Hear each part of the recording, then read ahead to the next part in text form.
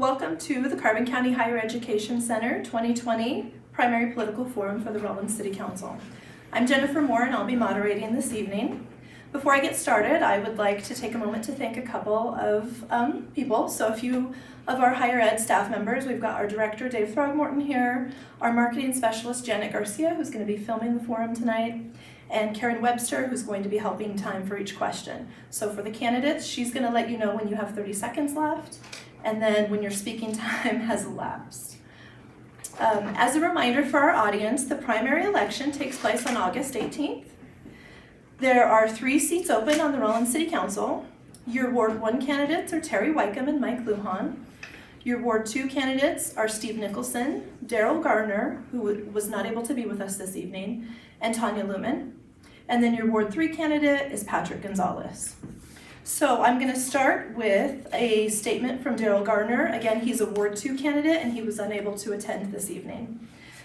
Daryl says, "I'm running for City Council because the future of our community is very important to me. I'm a 4th generation member of Rawlins. My great-grandparents moved here in the early 1920s, where my great-grandpa Gale worked as a fireman at the Parco refinery. He then worked for the Rawlins Fire Department before he retired and purchased the land later to be known as the Cherokee Ranch. My grandpa Gale was a self-employed contractor in Rawlins for over 40 years. My grandpa Garner was a Rawlins police officer, sheriff's deputy, and a Sinclair police officer. My family has longevity in this community, and it has continued with my mom, who has managed and owned multiple businesses in Rawlins for the past 35 years. My dad was a police officer in Sinclair and currently the IT administrator for CCHEC and a local business owner for the past 14 years. I believe this community is very strong and a wonderful place for anyone to live and raise a family, and I want to pay back the community by running for City Council and listening to everyone's needs and doing my very best to promote a positive and forward-thinking culture for all members of this community. I believe our local businesses are the backbone of this community. These businesses are for our family, friends, the friendly faces we look forward to seeing when we go to visit the establishments, and a huge part of why we all live here and raise children here. The community is safe, strong, and sustainable. During the past 4 months, this has never been truer. The businesses have worked so hard to keep going, and they have all made it because of this amazing community that has supported them through one of the hardest times many communities have faced. I'm proud to say I live here, and I'm part of this community. To see the support everyone has offered one another, even from businesses who compete directly with each other, have helped each other out. I feel like I can bring a balanced view to the council. I have seen the past be led by members who live by a buddy system, and I believe that type of system is very flawed and causes more hate and discontent amongst the residents of Rawlins. I know that I cannot please everyone, and my job isn't to try. My goal will be to hear everyone out and to make decisions based on what is best for the general population and not a select few. I will be committed to listening and learning as much as I can about every issue that the city is faced with. I welcome the opportunity to talk and debate ideas with everyone and walk away from these discussions better educated and not with a chip on my shoulder because we couldn't agree on something. I'm motivated to do this for this current community and future generations because I want the best for our community, our families, our friends, our neighbors, and all that visit our wonderful city. I want future generations to want to think twice before they look at leaving and give them reasons to stay and live out their lives and possibly raise more generations here. So again, that was the statement from Daryl Gardner, Ward 2 candidate that was unable to attend tonight. For the candidates that are here, we are going to start with giving them 3 minutes to introduce themselves.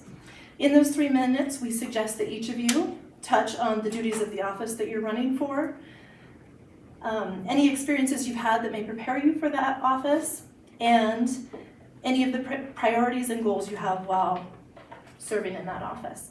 And we're gonna, as we go through the questions, we'll take turns as to who talks first, but for this first question, Mr. Wickham, we'll start with you. All right, thank you. Thank you for having this forum. My name is Terry Wykeham.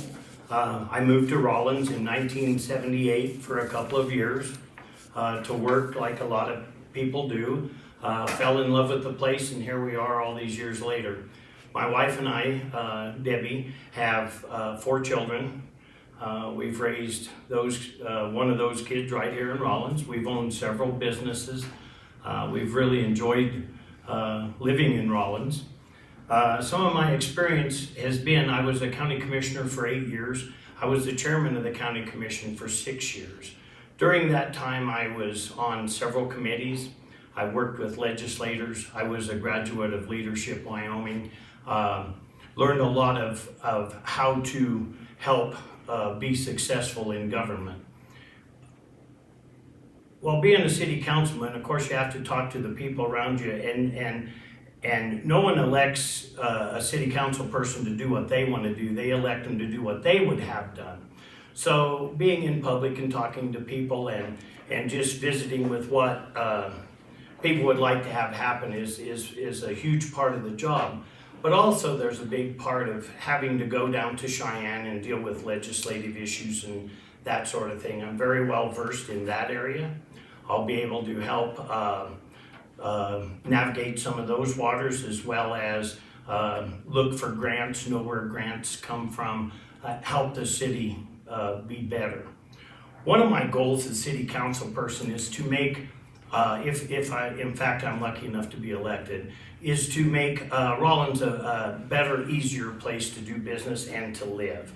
I would like to see a little bit lower garbage rates, water rates, anything that we can do to make it a better place to live.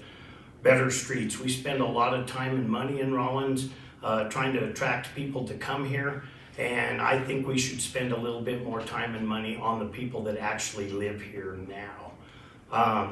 Not a lot of huge changes are needed, in my opinion, just a lot of adjustments. What does the job consist of? Well, a lot of it's the budget, deciding who gets what, when, and under what set of circumstances. I was involved in the county's budgetary process. I understand that process very well.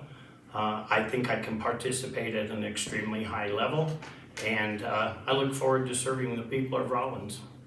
Thank you. Thank you. Okay, Mr. Lewin. All right, Mike Luan. I attended Pershing School way back in many days ago in St. Joseph's Catholic School. I graduated Rawlins High School, Go Outlaws.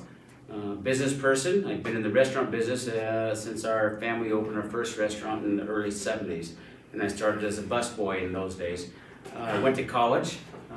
Thought business administration was the first place I needed to go, and then I added criminal justice and psychology after that. I got back in the restaurant business, and I took over Michael's Big City Steakhouse 19 years ago. I'm past Grand Knight of the Knights of Columbus, past state officer for the Wyoming Knights of Columbus. I was named Wyoming Knight of the Year. I was past officer of the St. Vincent de Paul. I've served on the Board of Adjustments, past vice president of the Gladiators Boxing Club, current president and team leader of the Rawlins Search and Rescue. I'm a certified wilderness EMT, past president of the Boys and Girls Club, and I'm a lector at St. Joseph's Parish. I don't have an agenda, but I believe in this community, and I believe in the people, and these people are my friends. I believe in the kids. Our youth absolutely are the future of this community. They're the future of this town. If there was ever an agenda, that goal is just to make a difference. I'll do that through supporting the youth. I'll do that by making a difference in the ward I represent. And by representing Ward 1 and the decisions that I make, I know that I am effectively making decisions for the entire community, every ward in this town. I want to be able to do that. I'll be a supporter of the city's employees, and I will continue to stand behind our local law enforcement and all first responders. My family has their back and will continue to believe in this every day. Ward 1 has always shared its own richness, but it should never be taken as a separateness. It's another aspect that continues to the whole, and whatever happens to one part affects every part. Thank you for listening, and thank you for inviting us to this forum. Thank you. Okay. Mr. Nicholson? All right. Hello, my name is Steve Nicholson. I was born and raised here in Rawlins, Wyoming. Lived here for 51 years. Attended Mountain View Elementary School, Rawlins Middle School, Rawlins High School. then went right into the workforce. I appreciate Rawlins. I have a beautiful wife and 4 kids that we've raised here in this community. Love it, and that was one of the reasons why I want to be on council and support this community. During my time, I've been on the council for a little over 7 years. Spent 4 years as a council person, 2 years as vice mayor, and finishing up 2 years as mayor. I've spent 1 year as the COG chairman and 1 year as vice chairman. I've been on the Board of Adjustments for 5 years now. I've also volunteered for USA Wrestling as president there for 10 years, and I've currently worked at Peak Asphalt for 26 years. So I have a lot invested in Rawlins. Rawlins is my home, and that was one of the reasons I ran for council in the first place, is to help be part of the solution for Rawlins and not be part of the problem. Step up and try to help the community and be a voice for the community on things that are needed. And in doing so, you can be the voice for the community, but you also have to be the voice for the city, because your job is twofold. You have to do what's best for the city and also what's best for the citizens. So it's just not one-sided there. But I've learned that it's not always easy. You have to make some tough choices sometimes that you don't like, but you have to do it for the betterment of the city or the citizens. As I've been on council and as the mayor, I support all of our workers, our police force, our fire department. They're key. And some of the activities that we do as a city to try to provide activities for the city, I support as well. That's it. Thank you. Okay. Mrs. Lemon. Hello, Rawlins. I'd like to tell you a little bit about myself. My ex-husband and my 5 kids moved here in 2007. My oldest son is a captain in the Army. He's stationed in Kansas. My second son received his associates from Western Wyoming, as well as myself. He now works at the Sinclair refinery. My middle son and daughter graduated from the Rawlins Co-op. My youngest son graduated from Rawlins High School. I have worked at Flying J. I was manager at Come and Go, and I, for the past 10 years, have worked at the Sinclair refinery as a contract administrator. For the past 2 years, I've watched and spoke in the city council meetings. I served on the committee for street parking. I'm active in my church, Real Life, at 1811 Spruce Street. I am not in a bunch of communities or organizations, and I feel this will give me more time to devote to the city council. I feel every American should participate in local government, as it is a privilege to do so. When you have many people running for office, which I'm happy that we do, it is a sign of a healthy town. In watching previous city council, I have brought to their attention various issues, but I've always brought a solution with the problem. And with that in mind, there are 3 things that I would like to see changed in the city of Rawlins. Some TLC. T is for transparency. The people of Rawlins deserve to know what their money is spent on. No secrets. L is leadership. Rawlins deserves leadership that will listen to all sides of the issue and come up with solutions that not just promote the town, but also will bring business into the town. And C is communication. The city council works for the city. And to thrive, we need to develop that better relationship by communicating effectively. I put myself on the ballot as a vote for change. I am the choice for change and would appreciate your vote.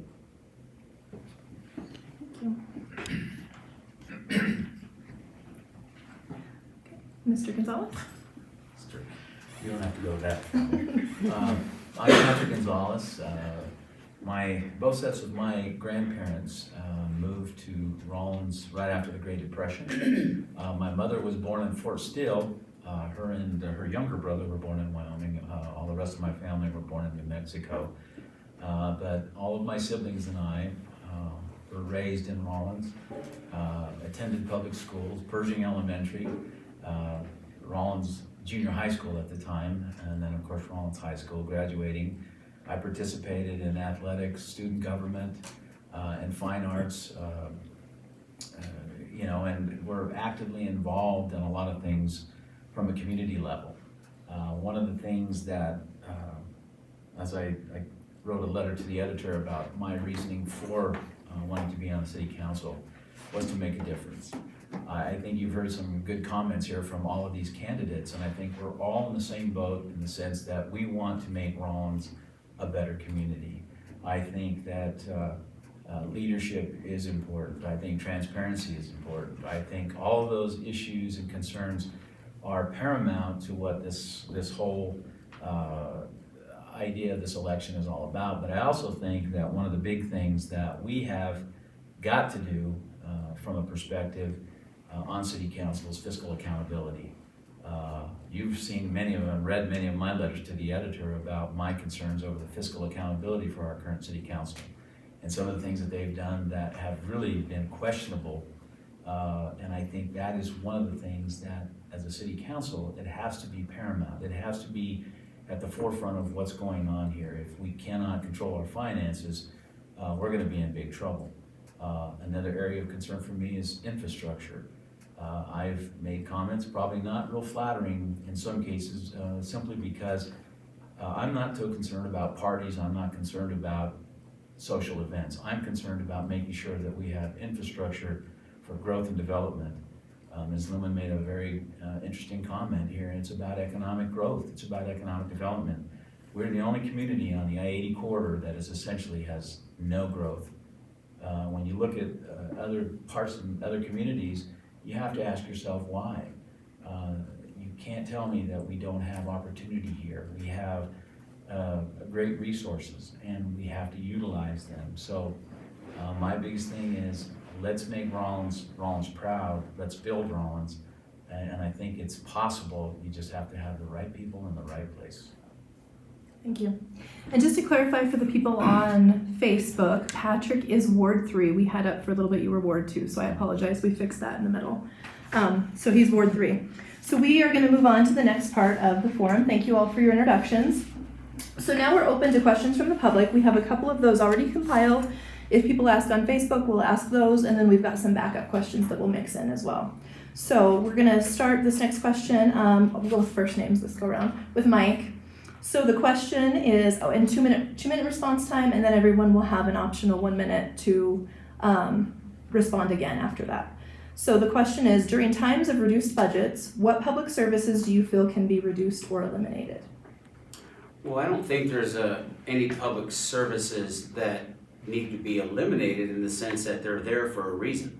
But I think that if those times come that, and they have in the past, effectively brought forth some changes here in the community, we need to look at all of them. We need to look at all of them to make sure that A, they're making money and that they're offering the services that need to be, that they were founded upon. I think that if you cut services, effectively you're cutting people's jobs, and I'm not in favor of that. I need to express that we need to keep people working. We need to keep those families fed and those kids in school, and we need to keep this economy growing. So cutting programs, I don't believe is the answer, but looking at ways to make them more effective, to make the product equally as great, and to keep those people that work there happy, I think that's the way to go. Okay, thank you. Mr. Steve. Sorry.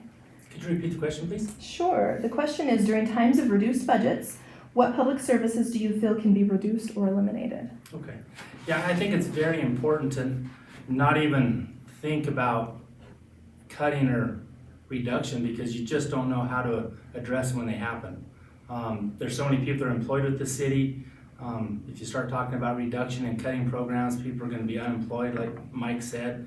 And those are just things you don't want to think about. And I don't think there's no real clear plan of how to address that. It's kind of a case-by-case situation. Obviously, there's areas in a budget where I think you may have to start trimming back. But cutting is never the option that I would look at. Okay, thank you. Tanya? I do agree that we shouldn't look at cutting services. I mean, we already have a police force that's pretty small, and they're trying to get even more police officers on. I don't think we should look at cutting services as much as other parts of the budget that perhaps could be trimmed. And so that we could use that money to provide even better services for our people and keep people employed, because that is very important. I think our public services, they need to stay in place, and we need to encourage them and make sure that they have everything they need to do the job that we want them to do. Okay, thank you. And Patrick? Good question, and you're probably speaking to the wrong guy about that, simply because I've had to go through 6 budget cuts at our place. Yeah, and that is the one difficult thing. You hate to have to cut jobs, and that's usually the last resort. But I think one of the key issues here is when you do face budget reductions, you have to look at needs versus wants. What you need versus what you want. And I think that's where you have to set priorities on those services that you want to continue. You have to make adjustments in how those services are provided. Sometimes you have to do cost shifting. Sometimes you have to shift personnel in order to cover that. I believe a couple of years ago they did that with snow removal. You just had to move people into those positions in order to keep up with the demand of keeping our streets clean. So there's ways to go about it. You just have to be, 1, very creative, and 2, you have to make sure that you understand exactly why you are doing that. Budget reductions are never fun. They're very difficult and challenging, but they can be managed. Thank you. And we'll switch it over to Terry. Unfortunately, part of the budgeting process is eliminating cost and making adjustments. Rather than eliminating positions, eliminating programs, I think there is a lot of room to make things more efficient. As mentioned earlier, maybe have one person that works in 2 different departments to help cover costs and such like that. I also agree that cutting positions is the very last resort. However, when you're doing a budget, you do really need to go down the list of priorities and decide what you have to have, how small can that be, and then just move on down the list. I don't think we're over-serviced in Rawlins, so I would hate to see us eliminate really any services out there. But I think we could become more inventive and work much harder at being more efficient, less territorial. I'll help you, you help me kind of a thing, and live as a community and get things done, even though it's not under the best of circumstances. And that's how you can be successful with a smaller budget. Thank you. Okay, the next one, we'll start with Steve, and this is a question from the public that they sent in earlier. What do you feel is necessary to take Rawlins from a boom and bust economy to one that produces a sustainable future economy to stabilize the city and help it move forward in the next 3 to 5 years? Well, that's a good question. And that's something that we've currently been working on real strong, is to get out of the boom and bust cycle, to come up with a budget that we can flatline and stick to that indefinitely and not ride the curve. I think that's very important for an economy like ours. We've seen so many times that we go up, we have the money, we spend the money, then we go down, we don't have the money, we have to cut and set back. And currently we're working on a budget that is going to do just that. It's going to flatline us to where no matter what the economy does, we can ride out these cycles. So. Okay, thank you. And Tanya? I would also agree that we need a budget that's a straight line budget, where we can then in those boom years save back, and in the bust years use that money. But I also think it's important that we start promoting our town and bringing in businesses. We shouldn't just rely on the prison and Sinclair. We should have other businesses that are able to help us ride that out, that are more stable and more secure. So I would definitely be looking for more businesses to come in. Thank you. And Patrick? Well, when I was the grants administrator for the city in sitting in administrative meetings, one of the big things that we always communicated, or at least spoke about, was diversification. One thing about Wyoming is we are too dependent on energy. That's why we get our boom and our bust. And you have to look at opportunity, business development, and as I mentioned earlier, fiscal accountability. This is when you have to really make the hardline decisions. Do you spend money on this because it is a need versus a want? And that is, it's vital. So you really have to understand prioritizing how that budget works, what's important, and how it's going to benefit the community. But budgets are one of those things, it's a slippery slope, but you have to make sure that the biggest thing is fiscal accountability. And when you can do that, then you're able to make those decisions in a hard line and find other avenues and resources. Also, as a grants administrator, I was able to bring in lots of money, and I noticed the city doesn't have one. That would be one of my priorities in terms of employment, is getting a grants administrator, because that can help subsidize some of that cost. And those cost overruns is having somebody that can go out and find funding and resources. Thank you. And Terry? One of the battles in all of Wyoming is the boom and bust cycle, and it's because we are energy oriented and we haven't really embraced a lot of other things. But we're also limited by our geographic location. You can't have deep sea fishing, for instance. The diversification is problematic. However, what we can do is make our policies and our rules and how we govern more favorable towards business. See if we can help them a little bit. I don't necessarily feel that Rawlins is very business friendly. I've always heard that from fellow business people. I've owned several businesses. I'd like to do something in that way.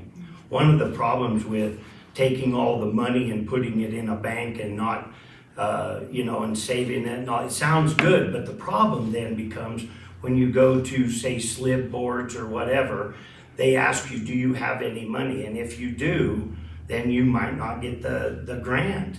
So it's something that needs to be worked on at state level also.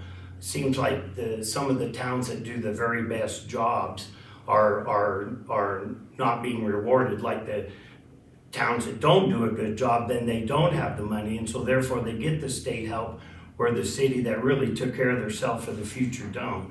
So there's some consideration in that respect too. Rawlins needs a industrial park. We're in a perfect geographic location to have that. We have highways going east to west, north and south. An industrial park in Rawlins would be one way of helping smooth over the boom and bust cycle. Thank you. And Mike? Okay, can we repeat the question one more time? Sure. So, what do you feel is necessary to take Rawlins from a boom and bust economy to one that produces a sustainable future economy to stabilize the city and help it move forward in the next 3 to 5 years? Fair enough.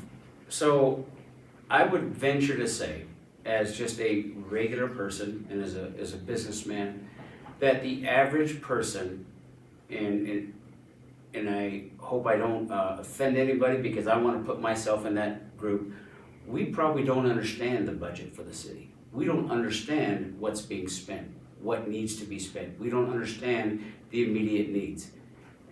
If I am elected as a city councilman, it is going to be my responsibility to understand that 110%, to be able to dissect that, offer incentives, offer programs, offer ideas. That is going to be my responsibility, so I can utilize that to try to decipher between a boom and bust cycle.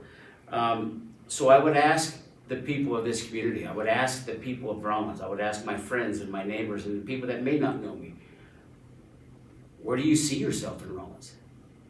And not only that, what do you want Rawlins to be? Do we want to maintain where we're at in the comfort of our little town, or do we want it to be something bigger? Do we want it to be different? Do we want the dynamic to be different? But where do you see yourself? And I think that's the big question, and I think it's up to every councilman to listen to that and understand what the people want. And hopefully we can try to deliver that and offer some kind of compromise. I think that there's leakage in the community.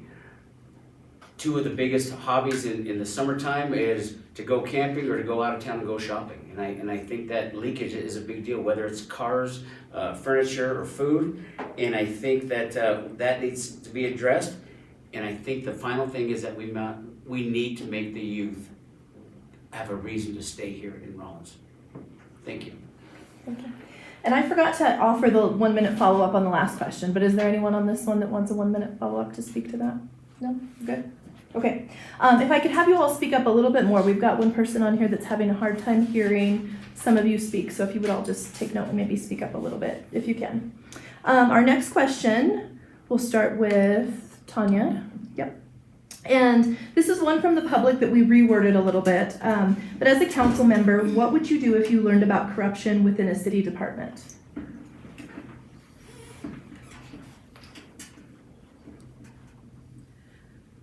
So, as I had stated, one of the things was transparency. And in the 2 years that I went to city council meetings, sometimes that wasn't always there. They didn't always follow what the lawyer's advice was. They would go out on their own and get another lawyer.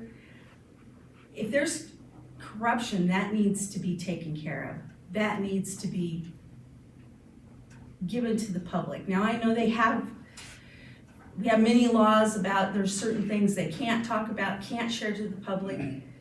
But I think when it comes to where our money is going, those things do need to be shared in some respect with the public. They need to know where their money's going and why.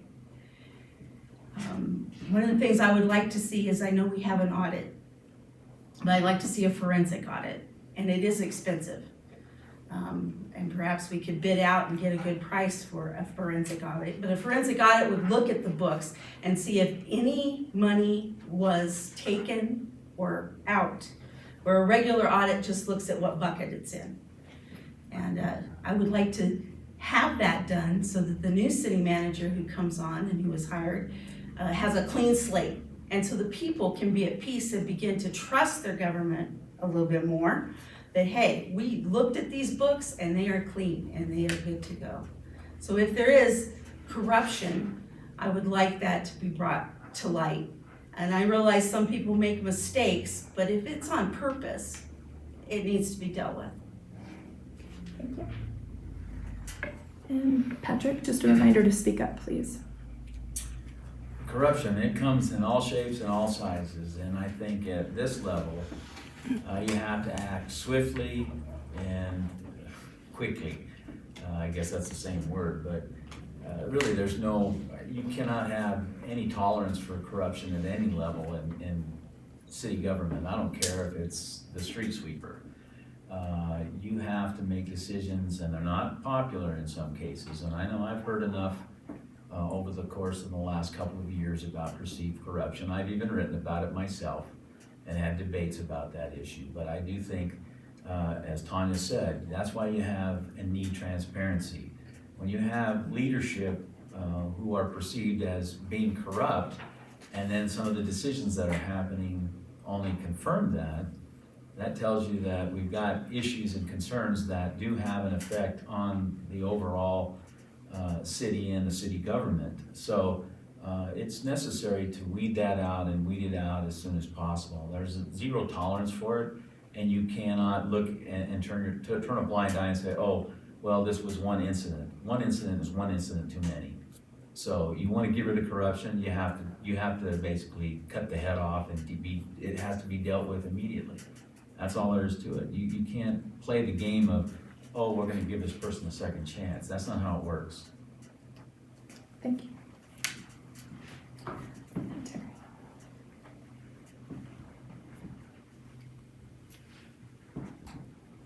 Corruption is not an accident. It's a intentional thing done by someone. It's not acceptable whatsoever. Zero tolerance. I do and always have believed in total accountability. for anybody from the bottom to the top. It's not something you want to have happen. It's what you only will accept, is in that respect. If there were suspected corruption, it should be exposed, investigated, and prosecuted, in my opinion. I pull a very hard line on that issue itself. Now, as far as perceived corruption, it can be just as destructive as real corruption. How you take care of that is through transparency. One of the things I noticed at the last city council meeting I went to was there was a subject came up about how are we going to, or about this project about storm drain water at a certain pair of streets. And then I didn't go to the workshop before, but I did go to the city council meeting, and when they talked about that, they said, you know, we don't need to explain it to you because we explained it to you downstairs. Okay, but I wasn't downstairs, so I don't know. And then is there any comments? Well, how are you gonna comment about something you know nothing about and nobody explained to you? So a lot of the corruption people talk about in Rawlins, I believe is more perceived than real by a long shot, but there needs to be some moves to get rid of that. The workshop downstairs should be in the same meeting as the regular meeting. The workshop, I'm told to stop. Thank you. All right, thank you. And Mike, and just a reminder to speak up, please. Yes. All right, integrity. Terry, you're absolutely right. The perception of corruption, real or imagined, sometimes is a blurry line, and it falls on the same level. And it's something that needs to be addressed. And we all mature, we all grow, we've made mistakes, and today is a new day. Tomorrow begins that new day. Has there been rumors and a fear of corruption and scandals in the past in our local city government? Well, let's be honest. Heck yeah, absolutely. And you know what? Today is that new day. And people have made a difference, whether it's our mayor or other city council members or the people involved in this community. They've made a difference, and today starts anew. But absolutely zero tolerance. And I learned something in the restaurant business as I'm learning Spanish years ago, and one of the words that we use is conjunto, and that means together. And we do this together, we do it as a team, and we believe in each other, and we make a difference. I believe not to just talk about it, but be about it. Be about making a difference, and my cell number is 321-6453. 321 Mike, you call me if you want to talk about it. Thanks. Thank you. Okay, our next questions. Is there a rebuttal? Oh, yeah, sorry. Who would like to? I haven't Okay. spoken. I haven't spoken. Yes. Oh, I'm sorry, I apologize. All right, so corruption. Corruption is unacceptable. No matter how you look at it, no matter on what level it is, it's unacceptable. And in the city, in any type of government, it needs to be addressed, and the people in charge need to take action. You know, in our local government here is a city manager form of government. The city council has 3 employees, and that's the city judge, the city manager, and the attorney. And if it's one of ours, we need to investigate it. If it's below that level, then it becomes a personnel issue that the city manager needs to address and stay on top of. But I think it's very important that it's addressed immediately. Don't take anything at, you know, well, it may or may not happen. It has to be addressed immediately, and appropriate actions have to take place. It's been pointed out to the Rawlins City Council many times on different levels, or accusations, you know, and I believe we've looked into all those. But the important part is to look into them and take action. Okay, thank you. Would anyone like to respond for 1 minute? Okay. Yep, okay, Tanya. I do agree that perception is reality, and for a lot of people, what they perceive as corruption on the city council affects them personally. If you don't trust the police, you're not gonna call them if you need them.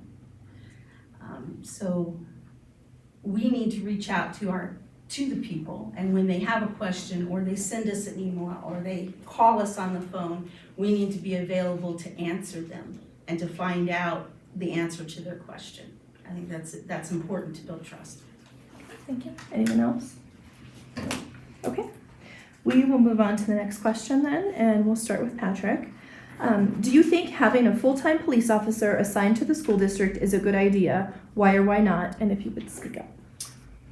Well, yeah, and it's a good idea. I know when I worked for the city as a grants administrator, that was one of the grants that we got was for a school resource officer.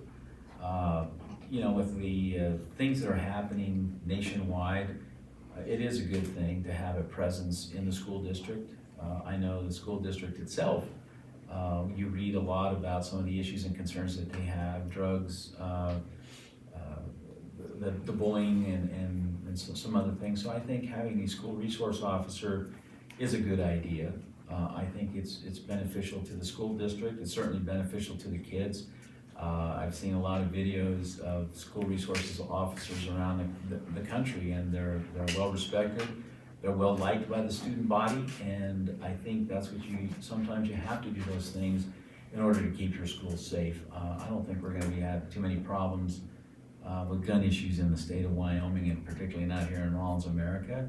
But having a school resource officer, I also think that's a huge way that you get the police department involved in your school and your education system, your youth. And it's a respect thing. So I think it's valuable, and I think if it's done correctly, it can be a huge benefit to all parties involved.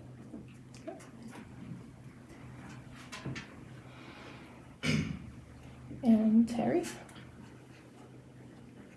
Unfortunately, a school resource officer is no longer a fringe thing or so it's something we have to have. I believe with what's going on in the United States that we have to have law enforcement around our schools for protection, for one thing. They also can provide a huge bridge between the kids and the police department and building of the trust. Trust is a huge issue with me, and if the police are trusted, they can do a much better job, much easier job, more effective job. The other thing of it is the right police officer, and I'm sure that's who they will have hired, will be an incredible role model, so that these kids can see someone that is in that role and also doing the right things and become friends with them, and it can affect the people in the school, the teachers and the children, for the rest of their lives. I absolutely am for the resource officers. It's not a luxury, it's a necessity, unfortunately, but it can serve many purposes that are positive. Thank you. And Mike, and just a reminder to speak up. Well, first off, I want to recognize that in the past, the SRO, the school resource officer, Lieutenant Jared Frakes did an amazing job for the years that he did that, and commend Officer David Greninger for his active work as the SRO for the school district now. And what an amazing place to be part of that, to know that they have made a difference in the lives of these kids. It's an absolute necessity, not just, God forbid, an active shooter situation, but for making a difference in the lives of these kids, being in support of the staff of the school district, and to make a change in the perception of for these kids. You know, one of the things that we've done in part of our philanthropy in the community for my business is having our law enforcement and our first responders arrive at kids' doors with gifts, and that was to change the perception that not every day is an officer, when he knocks on your door, going to be a bad day. So we hope that perception of them working in the school and with the kids really makes a difference, and we are so grateful that they continue to be a point of light for these kids and really making a difference. In addition to that, the officers are also still pulling a shift. When they're not in school, they're still working. They're still actively participating in law enforcement. And none of these officers ask to be abused or disrespected or shot or hurt. And they ask to be a police officer, and we respect that, and we're grateful for what they've done for the kids in this community. I'm very much in support of the school resource officer. I think it's important for the safety of our children. When you talk about what's going on in the world, especially today, I wish we could have more of them, one at each school in Rawlins, to help the kids feel a little bit more secure in what's going on. And I do think it builds a bridge between the police department and the students, something that unfortunately America has lacked recently. You know, kids don't look up to police officers like they used to when I was a kid. If I had a flat tire on my bike, I'd flag down a cop and he would help me, give me a ride home, whatever it was. Nowadays, the kids don't respect the police officers like they should. So having the school resource officer there, I hope that builds that bridge and fixes that for the future, because it's important to them to feel safe when they do come to school, to hopefully weed out some of the bad apples that might follow them in. Thank you. And Tanya? I'm also in support of the police officers in the school, not only to help when it comes to issues of vaping or alcohol and bullying, that they can see that there's somebody there that's an authority, but also to bridge that gap and to communicate to kids that cops are the good guys. I mean, when I was in school, granted a long time ago, police officers, firemen, these were heroes. And it would be great to have our kids and the generation coming up, those kids in elementary schools, to see the policemen and these other positions as heroes, a profession that they would want to go into when they get older. Thank you. Anyone want to follow up to that question? No? Okay, we'll start with Terry on this next one, and this next one is actually from the public and is a follow-up to that last question. Do you think the current response or punishment to a student being caught vaping or smoking helps the student quit the habit? That has nothing to do with being a city councilman, but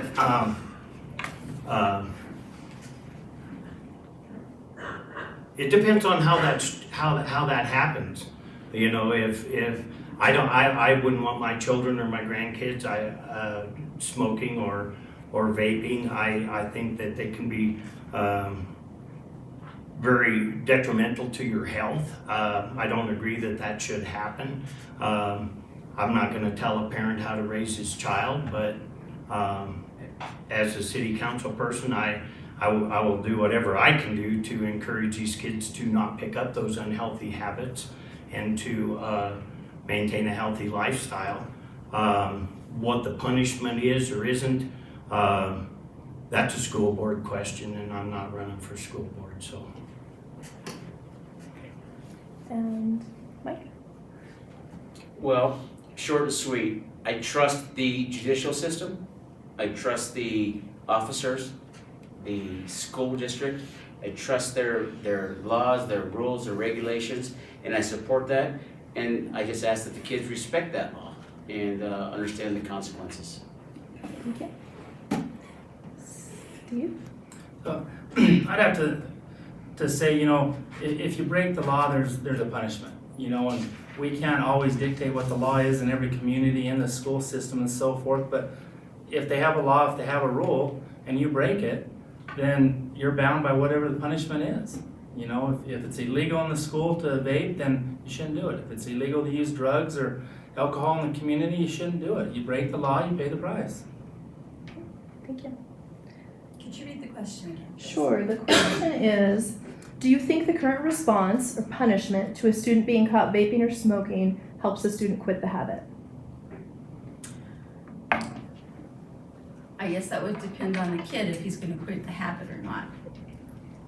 I do agree that when you disobey the law, there is a consequence. If I speed, I get a speeding ticket. There's a consequence to breaking the law. Now, is that going to stop me from speeding again? Probably not. So I think with kids especially, we need education for kids and a connection. They need to make a connection.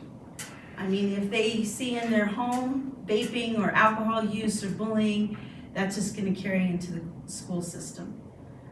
And if we have an opportunity to educate these kids or make that connection through either like the teachers or the resource officer, to steer these kids in the right way, that they can make the good decision, not to vape, not to speed, and to follow the law.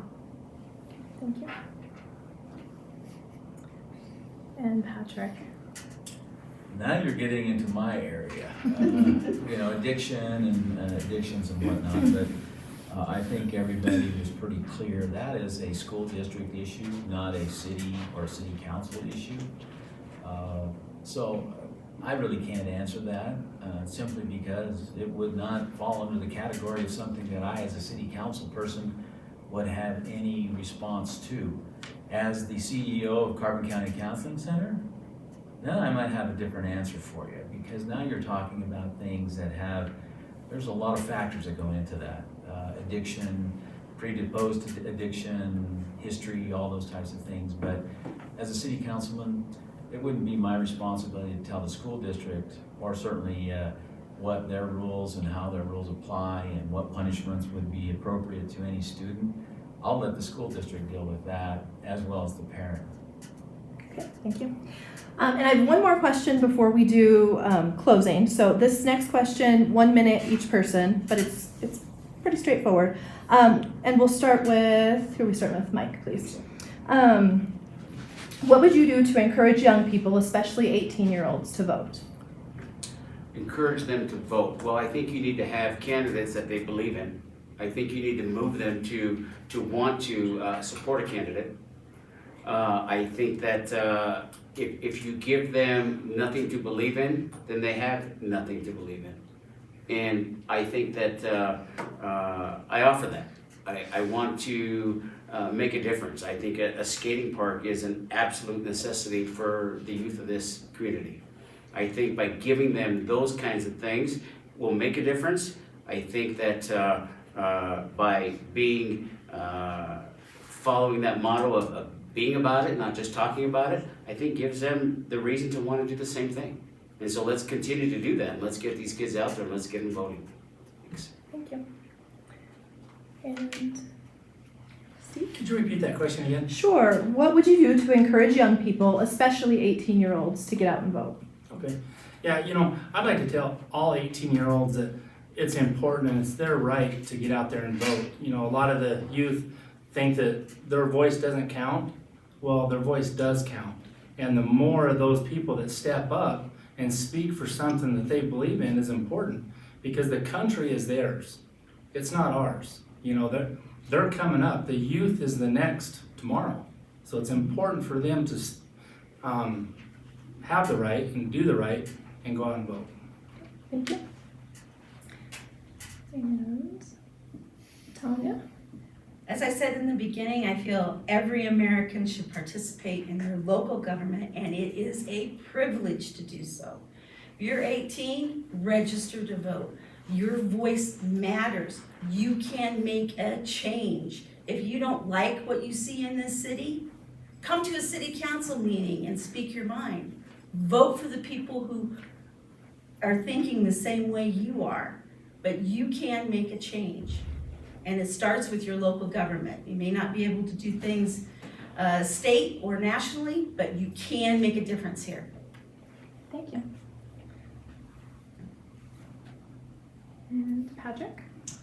You can't make change unless you're involved. As everybody else has said, it's your right to vote. And at 18, when I was able to, I did. And I've been voting ever since. And it does make a difference. If you want to see change in your community, the only way you do that is by voting. You know, if you're not there offering solutions or being a part of the solution, you're a part of the problem. So you can't complain about things if you don't vote about them. And that's one of the biggest things that people forget, is if you want to complain, then vote. Thank you. And Terry.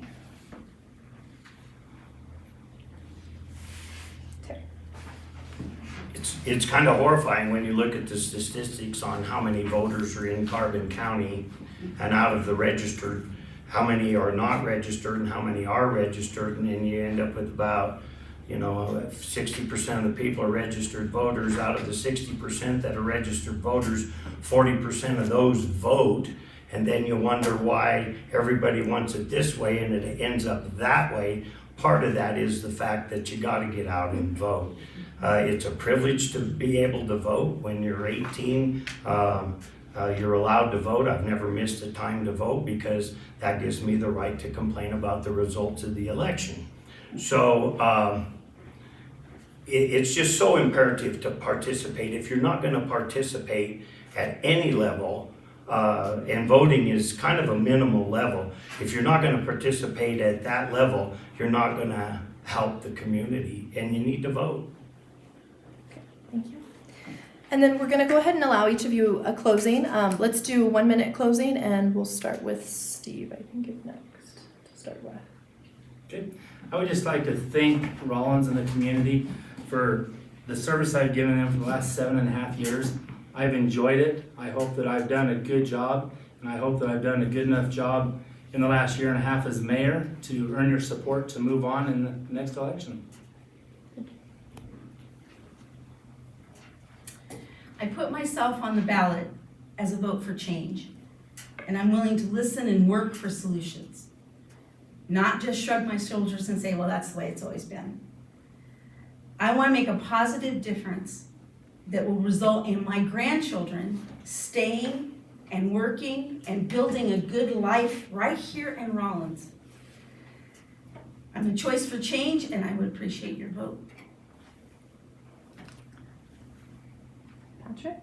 I'd like to thank Dave and his staff for putting this on and having these forums. And really all I'd like to say is, like I told you, I'm doing it to make a difference in my community, and I'm doing it to make Rawlins the community that I grew up in. And that is why I am running for office, is to make Rawlins better than it has been and better than it will be.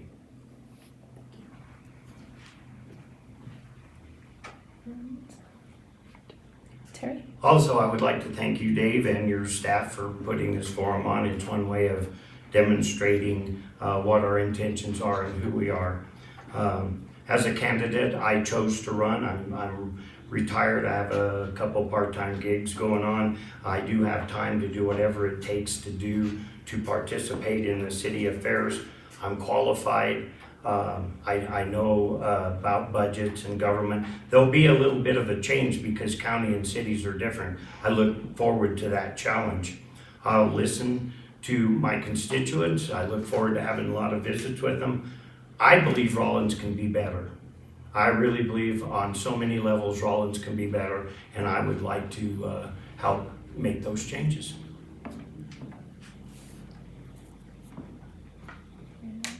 Mike?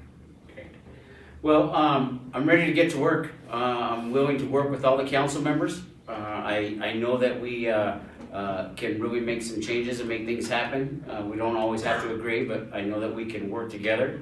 And I want to thank our clergy for staying strong with us. And I want to thank our first responders for not quitting on us. Thank you, the teachers, for believing in the kids. And thanks to our families for loving us.